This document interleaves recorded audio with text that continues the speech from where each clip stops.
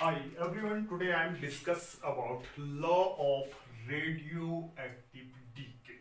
देखो हमने इससे पहले स्टेबिलिटी बेल्ट पढ़ा था, न्यूक्लिया की स्टेबिलिटी बेल्ट।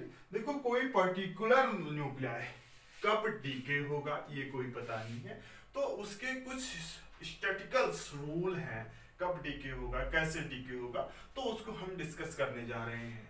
देखो बहुत सारे क्या हमारे रेडियो एक्टिव एलिमेंट्स हैं वो कब डीके होंगे, कोई पर्टिकुलरली इस टाइम डीके होगा, इसको हम डिस्कस करने जा रहे हैं। तो law of radioactive decay, ये रेडियो एक्टिविटी क्या है, सबसे पहले देखिए एक्टिविटी जो है एक रैंडम प्रोसेस है, यानी रेडियो एक्टिविटी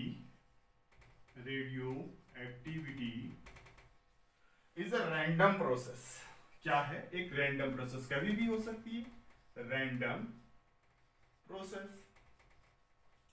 ठीक है, रेडियो एक्टिविटी क्या है, एक रैंडम प्रोसेस है। A particular nuclei can decay at any time, कोई भी particular decay, a particular nuclei can decay, a particular nuclei can, या पर्टिकुलर न्यूक्लियस, एक पर्टिकुलर न्यूक्लियस की बात करते हैं, एक particular nucleus can decay at any time, कभी भी हो सकता है, any time, t equal to 0 से to t equal to infinite के बीच कभी भी हो सकता है एक पर्टिकुलर न्यूक्लियाई। ठीक है, रेडियो एक्टिविटी क्या है, एक रैंडम प्रोसेस है। एक पर्टिकुलर न्यूक्लियाई कब डीके हो सकता है, ये कभी भी हो सकता है, यानी t इक्वल टू 0 से t इक्वल टू इनफाइनाइट के बीच कभी भी क्या होता है, डीके हो सकता है। It is impossible to predict when particular nucleus will decay या disintegrate. It is impossible, it is impossible,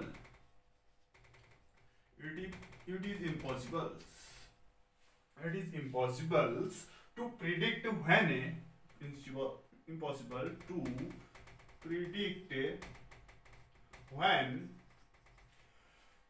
a particular nucleus will decay, when a particular nucleus will decay, या इसे हम डिसइंटीग्रेशन भी कहते हैं, डिसइंटीग्रेशन। ठीक है, तो इसके लिए एक कुछ रूल दिए थे रदरफोर्ड एंड सोडी-वाइजन्स, एक एक्सपेरिमेंट, एक रदरफोर्ड क्या थे आपके साइंटिस्ट थे, Rutherford and Soddy conducted experimentally study. उन्होंने एक रूल दिया, इन्होंने क्या किया, कंडक्टेड स्टडी, एक्सपेरिमेंटल बेस पर स्टडी की, जो इनके जो इसके रूल है उन्होंने and gave a statical law, and gave a statical law. ठीक है, रेडियो एक्टिव कब डीके होगा, कोई एक पर्टिकुलर टाइम सी है। It is impossible to predict when a particular nucleus will decay, ये हम कहें। Rutherford and Soddy conducted study experiment, उन्होंने एक रूल दिया, इसको हम क्या कहते हैं, रदरफोर्ड एंड सोडी लॉ भी कह सकते हैं हम। ठीक है, इसी को हम क्या कहेंगे, रदरफोर्ड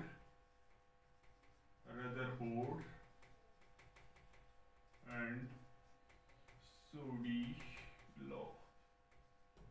ठीक है, इसको हम रदरफोर्ड एंड सोडी लॉ भी कहेंगे। देखो क्या कहता है, according to Rutherford and Soddy law, when there is a large number of, according to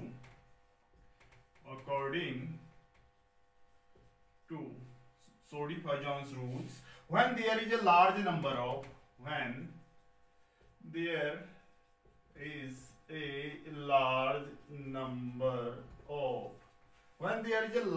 number of nuclei, जब क्या है, लार्ज नंबर ऑफ न्यूक्लियाई हैं।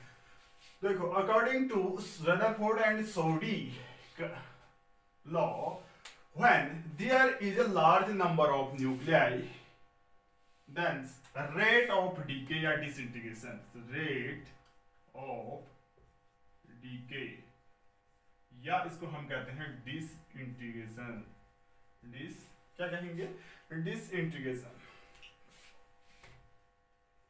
ग्रेशंस, वो होता है डायरेक्टली प्रोपोर्शनल टू, यानी रेट ऑफ डीके अकॉर्डिंग इस रूल के according rate of decay oblique disintegration दोनों एक ही है, is directly proportional to number of nuclei in sample, number of nuclei in sample.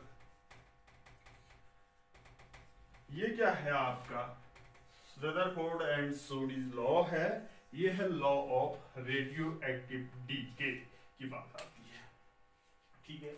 अब इस रूल की हेल्प से हम एक क्वेश्चंस डिराइव करेंगे, इसको एक्सप्लेन करेंगे। देखो इस रूल के यानी रदरफोर्ड एंड सोडी लॉ की हेल्प से या लॉ ऑफ रेडियोएक्टिव की हेल्प से हम इसको एक्सप्लेन करेंगे। देखो एक इक्वेशन एक्सप्लेन करते हैं, जैसे आपने केमिस्ट्री में फर्स्ट ऑर्डर इक्वेशंस एक्सप्लेन किया गया था। सपोज लेट हम कहते हैं एन न्यूक्लियाई क्या है, ये क्या है, सपोज ये क्या है आपके एन न्यूक्लियाई है, ये क्या है आपको एन न्यूक्लियाई, ये अनडीके न्यूक्लियाई, एन जो है एलिमेंट्स है, एन क्या है न्यूक्लियाई, ये क्या है एन जो है आपके ये वाले न्यूक्लियाई है भाई, ये क्या है आपके अनडीके है, डीके नहीं है अनडीके, ठीक है। ये क्या है आपके एन न्यूक्लियाई है, सपोज ये एन डीके है।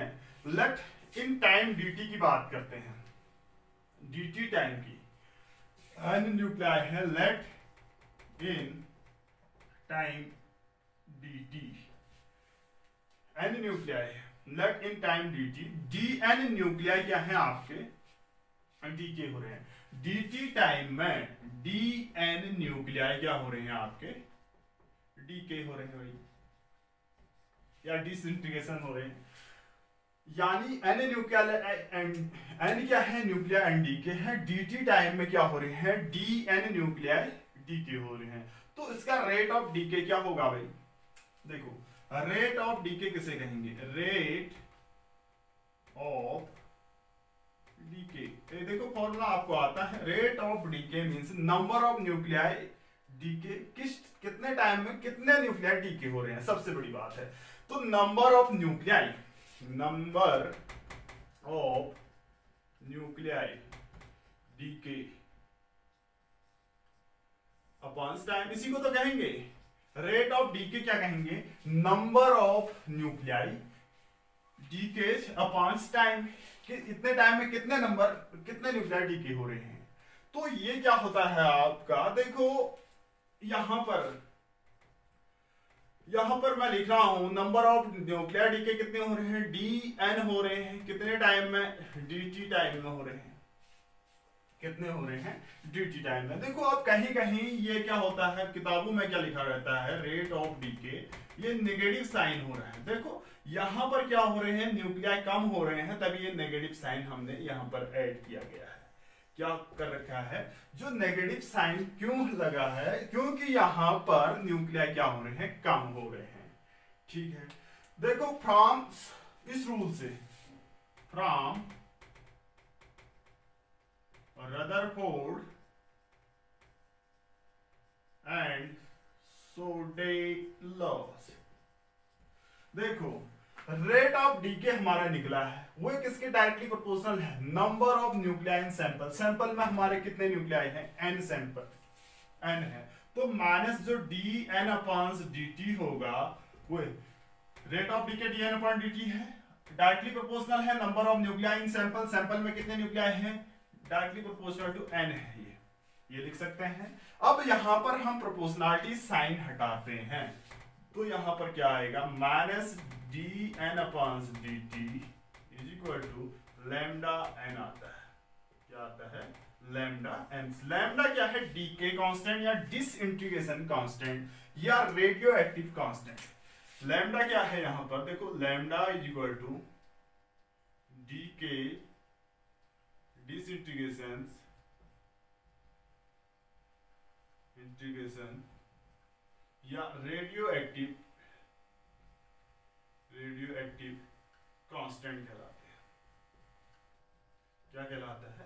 लैम्डा जो होगा डी के कांस्टेंट, सॉरी डी लैम्डा क्या होगा, डी के, ये ऑब्लिक है, डी के आर डिसइंटीग्रेशंस या रेडियो एक्टिव कांस्टेंट्स कहलाता है। Lambda depends on the choice of the element, lambda किस पर डिपेंड करेगा, एलिमेंट की चॉइस पर डिपेंड करेगा और उसके आइसोटोप्स पर डिपेंड करेगी। ठीक है, ये तो आया हमारा यहां पर। देखिए minus D N upon D T, तो ये निकला। अब यहां पर हम कहीं और जा रहे हैं, इसको हम लॉगरिथमिक फॉर्म या एक्सपोनेंशियल फॉर्म में कैसे लिख सकते हैं।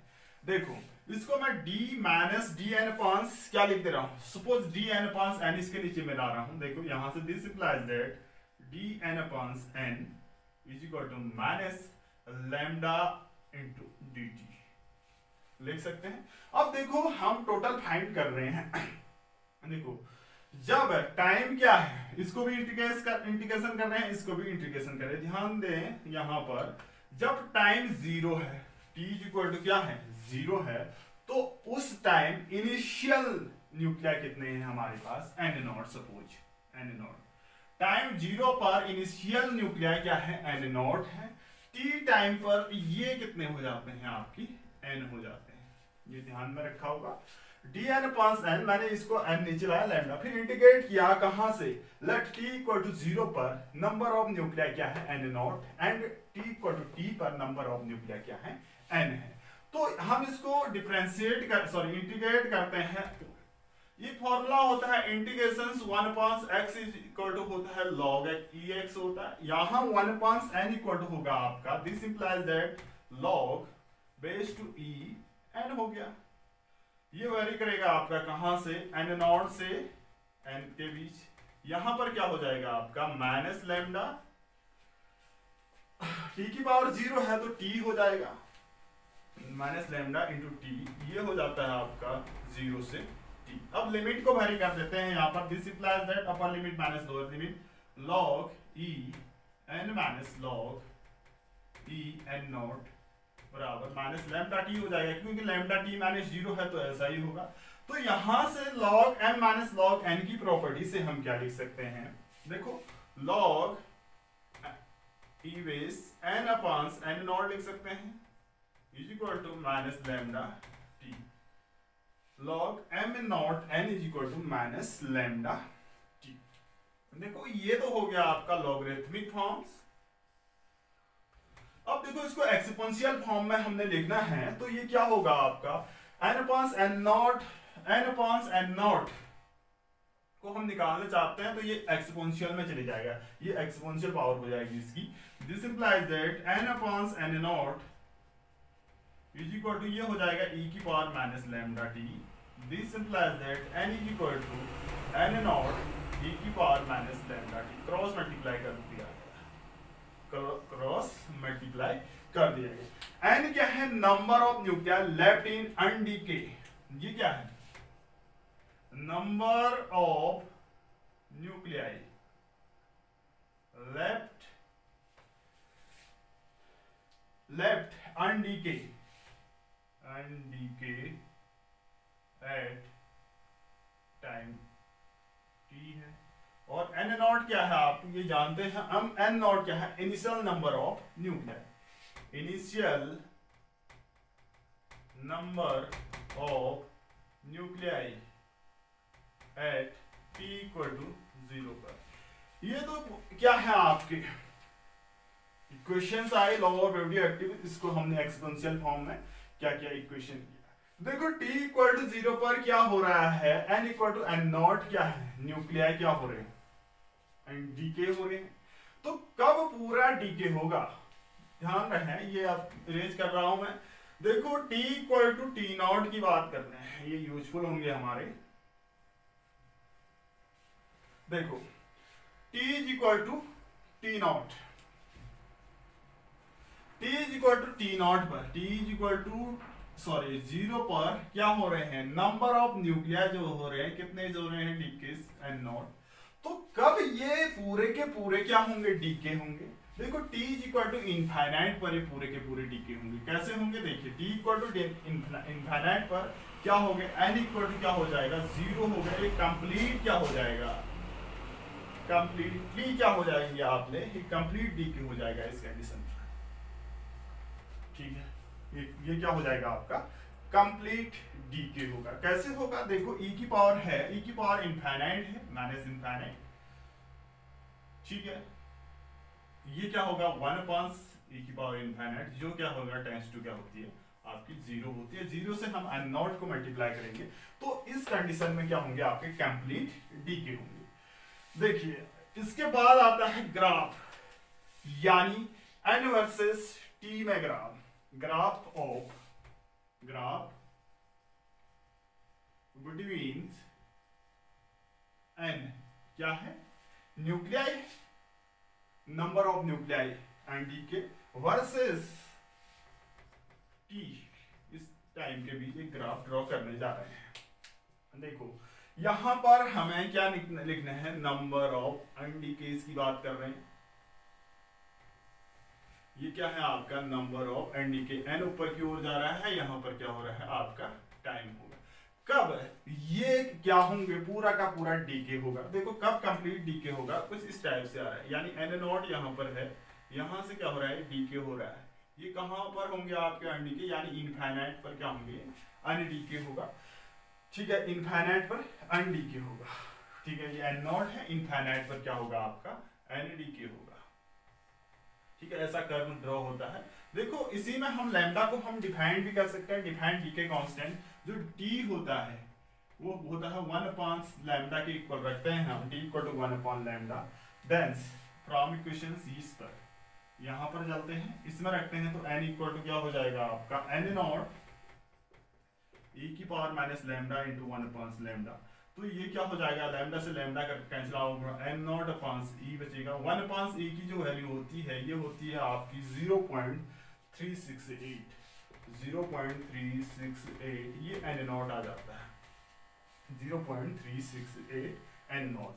ये इसमें हम लैम्डा इक्वल टू यहाँ पर शो कर सकते हैं, ये है आपका ये t is equal to 1 upon lambda पर ये आता है आपका 0.362। तो लैम्डा इज ए रेसिप्रोकल है time, lambda is a reciprocal of time in which the number of nuclei left and decays are 36.8%, 36.8% of initial number of nuclei। देखो lambda is a reciprocal of time, lambda is a reciprocal of times in which the number of nucleus left undecayed are 36.8% of initial number of nuclei। या ऐसा भी lambda is a reciprocal of time which 63.2% of decay। ये क्या है आपके 36.8 initial nuclei के हैं, और ये क्या है 63 पॉइंट्स जो रिमेनिंग बच गया न्यूक्लियाई डीके हो गया। lambda is a reciprocal of time which 63.2% of nuclei decay, ठीक है। ये तो आपका इंपोर्टेंस है law of radioactive decay. इसके बाद आता है half life decay. Next topic है half life decay. Half life decay, half life decay. देखो क्या होता है, the time in which half of nuclei decay, यानी किस टाइम में जो न्यूक्लियाई कितने आधे डीके हो जा रहे हैं, यानी the time which half nuclei decay and half remains undecay. किस टाइम न्यूक्लियाई आधे डीके हो जा रहे हैं, आधे अनडीके होंगे, उसे हम कहेंगे half life of decay. The time in which, the time in which, किस टाइम की बात कर रहे हैं, the time in which half of nuclei decay, half of nuclei decay and half remains undecay, half remains undecay is called half life decay, called half life decay, ठीक है। Suppose time T, उसको हम T half से denote करेंगे, T is equal to T half पर ये क्या हो रहे हैं, आधे डीके हो जा रहे हैं, आधे अनडीके हैं। तो उस टाइम नंबर ऑफ न्यूक्लियाई, इसके बीच क्या रिलेशन होगा, n नॉट अपॉन 2 होगा भाई। ये सिंपल सी बात है, हम ही जानते हैं। इस डेफिनेशन स्टेटमेंट के अलोंग ऐसा होगा। फिर हम जानते हैं लॉगरिथमिक फॉर्म, सिंस ये देखो, since log n upon n naught is equal to minus lambda T, ये जानते हैं। रख दीजिए वैल्यू, n की जगह हम क्या रखेंगे, n नॉट। देखो putting this value in equations, log n naught upon 2 into n naught equal to minus lambda into t1 half. देखो n नॉट से n नॉट कैंसिल आउट हुआ, इस n नॉट से n नॉट कैंसिल आउट हुआ, ये बचेगा आपका log 1/2 बचेगा, e 2 की पावर ऊपर लेके आए माइनस 2 की पावर 1 लिखा, is equal to minus lambda T half, is equal to minus lambda T half. अब देखो 1 को आगे लेते हैं, log m की पावर n इक्वल टू क्या होता है, n log m होता है, तो ये क्या बनेगा आपका log minus log e2 is equal to minus lambda T half. Minus से माइनस कैंसिल आउट हुआ, दिस इंप्लाइज दैट यहां से हम टी हाफ निकाल सकते हैं। तो T half is equal to क्या हो जाएगा आपका, T half is equal to देखो log बेस e2 अपॉन क्या लैम्डा हो जाएगा। एक फॉर्मूला तो ये बनता है, या इसको हम ऐसे this implies that T half half life decay T half is equal to क्या होगा, इस log e की वैल्यू हम जानते हैं 0.693 अपॉन लैम्डा। ये क्या होगी आपकी हाफ लाइफ। इसी में कुछ और चीजें आती हैं आपकी, देखिए ये तो है half life decay T half. Number of, next उसकी बात करते हैं, नेक्स्ट उसमें देखो number of nuclei left after n half lives, number of nuclei, number of nuclei left after n, left after n half lives, n half life, n half lives। तो after 1 half life की बात करते हैं, after 1 half life की बात करते हैं, n equal to क्या होता है आपका n नॉट अपॉन 2। तो ऐसी आफ्टर 2 हाफ लाइफ की बात करते हैं, after 2 half life n is equal to क्या हो जाएगा, इसका भी आधा हो जाएगा, n नॉट अपॉन 4 हो जाएगा। आफ्टर 3 हाफ लाइफ की बात करते हैं, आफ्टर 3 की हाफ लाइफ की बात करते हैं, half life n equal to इसका भी आधा हो जाएगा, n नॉट अपॉन क्या होगा, आधा करेंगे तो इसका 8 हो जाएगा। ठीक है, आफ्टर 4 हाफ लाइफ की बात करते हैं, after 4 half life n equal to क्या हो जाएगा, इसका भी आधा, n नॉट अपॉन क्या हो जाएगा आपका, इसका भी 16 हो जाएगा। इसको हम क्या लिख सकते हैं, n नॉट अपॉन 2 की पावर 1, n नॉट अपॉन 2 की पावर 2, n नॉट अपॉन 2 की पावर 3, ये लिख सकते हैं n नॉट अपॉन 2 की पावर 4, लिख सकते हैं इनको ऐसा। देखो ऐसी हम आफ्टर n हाफ लाइफ की बात करते हैं तो क्या आएगा, after n half life, similarly ऐसी after n half life, after n half NaCl half life, number of nuclei is equal to क्या हो जाएगा, ये हो जाता है आपका n नॉट अपॉन क्या हो जाएगा 2 की पावर n हो जाएगा। ये कहीं आपके न्यूमेरिकल में काम आएगा। ठीक है, इसके बीच भी ग्राफ ड्रॉ कर सकते हैं, सेम ग्राफ होगा आपका। देखो ये है आपका नंबर ऑफ न्यूक्लियस, ये है आपका टाइम, ये क्या होता है आपका इनफाइनाइट पर क्या होते हैं आपके कंप्लीट डीके होता है।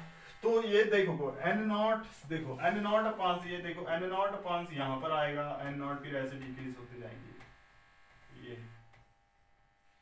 ये क्या होंगे n नॉट अपॉन 2, ये n नॉट अपॉन 2 आएगा, n नॉट अपॉन 4 आएगा, एन नॉट अपॉन 8 आएगा, ऐसे ही चलते जाएगा। यहाँ पर क्या हो जाएगा, ये टी टाइम पे, फिर उसके बाद टी हाफ, फिर और हाफ और हाफ करते जाएंगे, T two T and so on, ऐसे निकलते जाएगी। तो ये कर्व है इसके बीच में।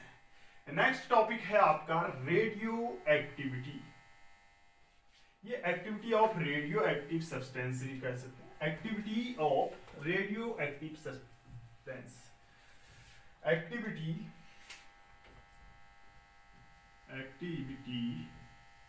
Of radio active substance. देखो सबसे पहले एक्टिविटी किसे कहेंगे, एक्टिविटी पूछा जाता है आपका। एक्टिविटी क्या होता है, रेट ऑफ डीके कहलाती है या डिसइंटीग्रेशन, रेट ऑफ डीके, या इसको हम कहते हैं डिसइंटीग्रेशन। ये क्या कहलाती है, आपकी एक्टिविटी कहलाती है।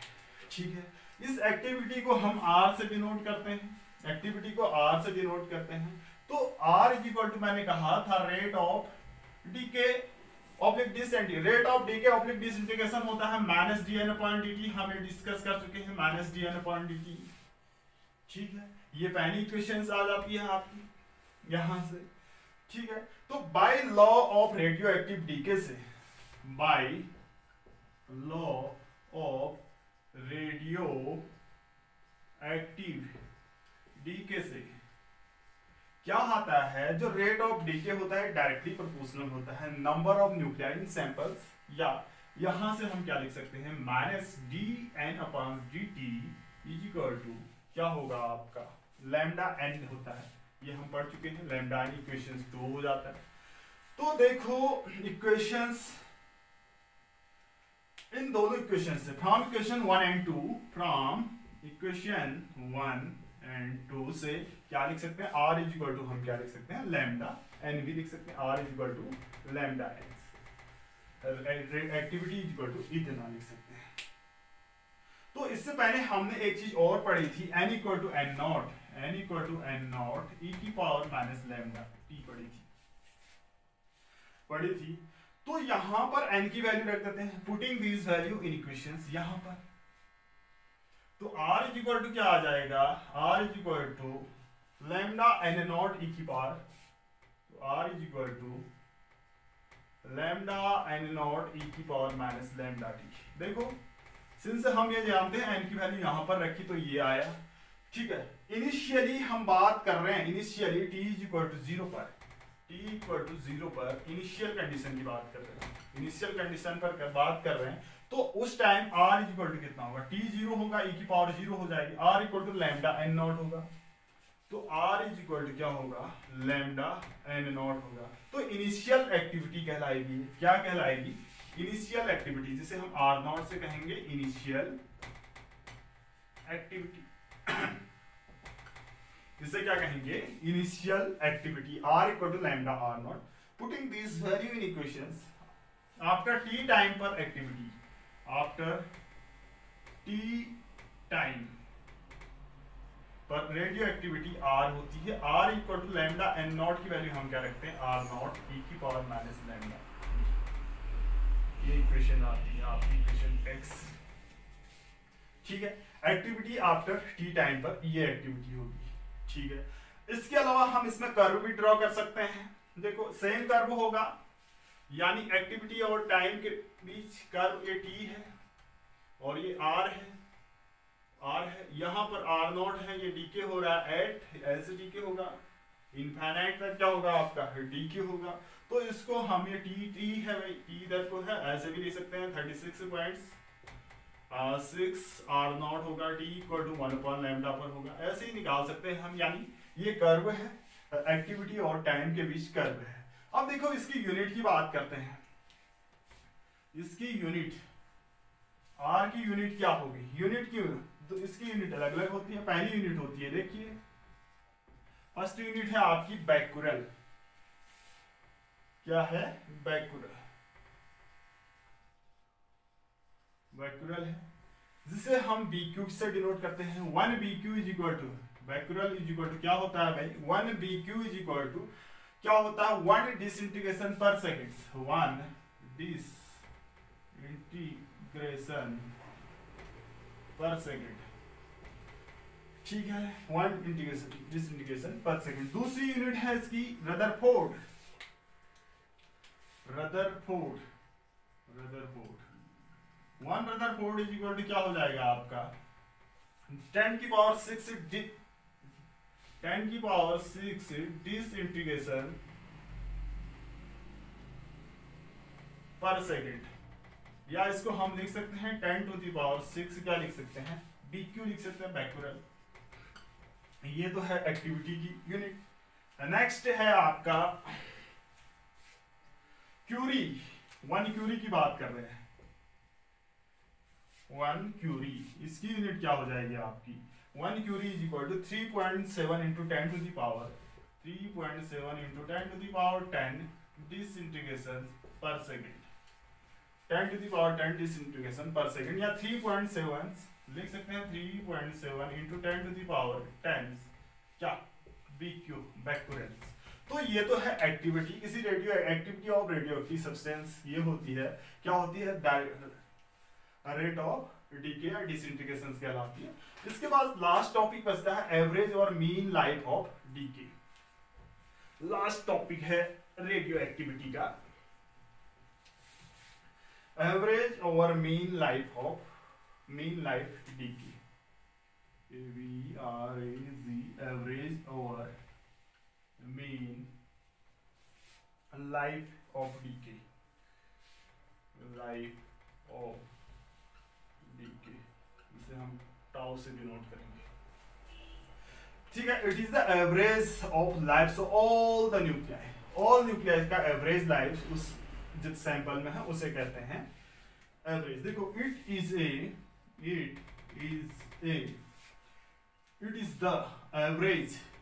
The average of lives of